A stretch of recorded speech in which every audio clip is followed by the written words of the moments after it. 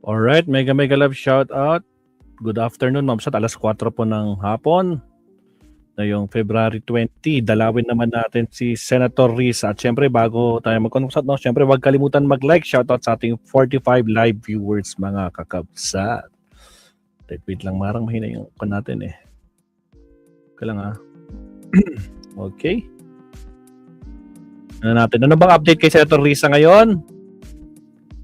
Ito, pakinggan natin. Labanan ang mga dinastiya sa halip na serbisyo publiko, ordinaryong Pilipino, personal na interes at pinapakinabang ang madalas na nagiging sentro. Anti-political dynasty. Ipasa na natin. Pakinggan natin si Senator. May dinastiya, malamang sa malamang, laganap nga yang korupsyon. Nasa 40 years na po halos mula ng utusan ng konstitusyon ang Kongreso na magpasa ng batas kontra dinastiya. Halos 40 years na po itong inaaral, pinag-uusapan, at pinaglalaban ng mga Pilipino. Ang laban kontra dinastiya ay hindi tungkol sa sino mang pamilya ni sino mang dinastiya. At hindi po ito kontra sa demokrasya para ito ma-enhance pa natin ang ating demokrasya. Pagsisikap po natin ito na ayusin ang sistema na matagal nang hindi gumagana para sa nakararami. Pag may dinastiya, malamang sa malamang, laganap nga yang korupsyon. Madali magtago ng kasakiman at katiwalian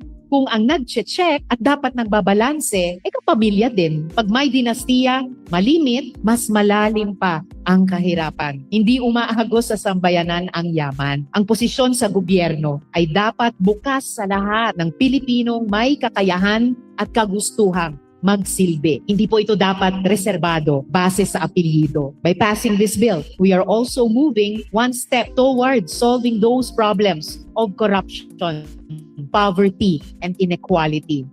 Pag may dinastiya, malamang sa malamang, laganap nga yang korupsyon. Ano pa ba yung iba dito ni Senator Risa? Picture 3 hours ago. So may pinost si Senator Risa. Kasama si Kiko Pangilinan. At saka si na to. Alright. Nasaan si Senator Risa? Nagsasagawa ngayon ng public consultation sila Senator Kiko Pangilinan at Senator Risa Hontiveros tungkol sa anti-dynasty bill sa Senado sa Xavier University, Cagayan de Oro. Ayun, Xavier University, Cagayan de Oro na dinuluhan sa iba't ibang sektor ng lipunan. Ayon kay Senator Hontiveros, malaki ang tsansa na maisabatas ito dahil sa suportado ng Pangulong Ferdinand Marcos Jr. ang naturang urgent measure. Ayan, oh. Yung mga estudyante, oh. Ayan. Kasama niya si Kiko Pangilinan, Senator Kiko. Xavier University. Yun. Senator Risa eh. Yun! Malamang naka-live stream to sa dito kay Senator Risa kanina. Ayan mga kapsat. So yan po ang pagdalo nila Senator Risa at ni Kiko Pangilinan sa Xavier University, mga kakabsat.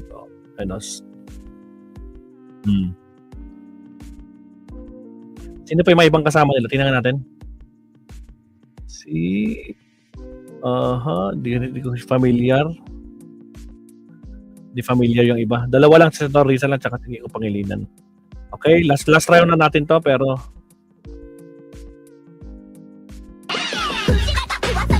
may sounds na naman. Tanggalin natin yung sounds. Daghang salamat sa inyong lahat. Likuhin anti-political dynasty bill. Daghang salamat, Cagayan de Oro. Ayan, nagpasalamat si Senator Risa sa Cagayan de Oro. Especially dito sa dinalahon nilang sa Xavier University kasama si Kiko Pangilinan. Alright? Yun lang update natin kay Senator Risa. Maraming salamat po. Alright? Again, huwag kalimutan mag-like and subscribe. Salamat po sa ating ilan na iwan. 50 live viewers. Tapos chinek ko sa status, almost 1,600 views na po tayo as of now. 1,600. Ganun na po ang nanonood sa ating live stream. O baka dino-joke ko kayo, baka sabihin nyo, bolex mo kami, pakita ko sa inyo. I-transparent natin ang live views ng ating analytics. Ayan, ongoing, ongoing pa siya. Pag nirefresh ko yun, baka maging 1.7. Check natin.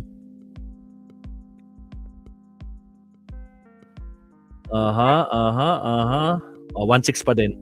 Alright. So, yan po. Countdown na tayo sa ating last topic. Maraming salamat, Ma'am Sat. Countdown.